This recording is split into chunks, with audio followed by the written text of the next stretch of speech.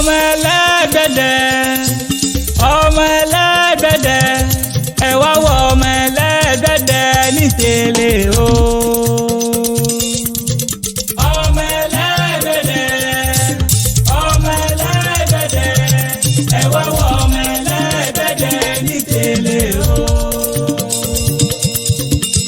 àpáta dé àpáta pààrà ewì dé èmi ò mọ kòkòrò tí ó ràn wújà láǹtakùn lọ máa ṣe bí níjogún mi. òní lọ́jọ́ ìbí olúwa tó mi ń sìn Abíọ́lá Abẹ́fẹ́ ọlá ọmọ okú ọdún o. Àkànní ọmọ Abubakar ọmọ ẹlẹ́gbẹ̀dẹ̀ àṣeyí ṣàmọ́dún abá odúpẹ́ orí kádún ọ̀pọ̀ nájọ bí lọ́jọ́ kan náà tí wọn ò sí ilé ayé mọ́. olóríire ọmọ okú oríire ọdún ọjọ́ ìbí rẹ tó bá ọ láyé. Ìtẹ̀lè nípínlẹ̀ Ògùn níṣẹ́ lé bàbá rẹ̀ ó yá máa gbọ́ bọ́ tí ń koríki ilé bàbá tó bí ọlọ́mọ.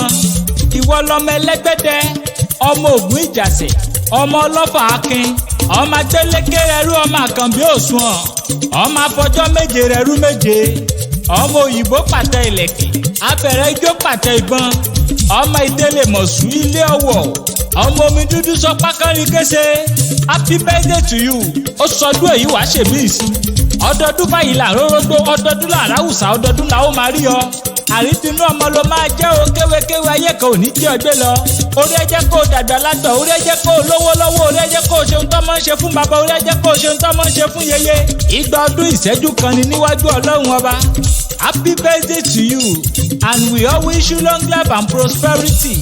tẹ́ ẹ bá lẹ́ni tó fẹ́ kàn sí mi àpáta pààrẹ̀ ewì lèmi ń jẹ́ mo gbéra pa ó ti fi tá a forí mi sọlẹ̀ sí níbi ojúmọ́ ti mọ́dé gbogbo ilẹ̀ kílẹ̀. ọmọ ẹlẹ́gbẹ̀dẹ̀ ọmọ ẹlẹ́gbẹ̀dẹ̀ ẹ wá wọ ọmọ ẹlẹ́gbẹ̀dẹ̀ ní tèlè o.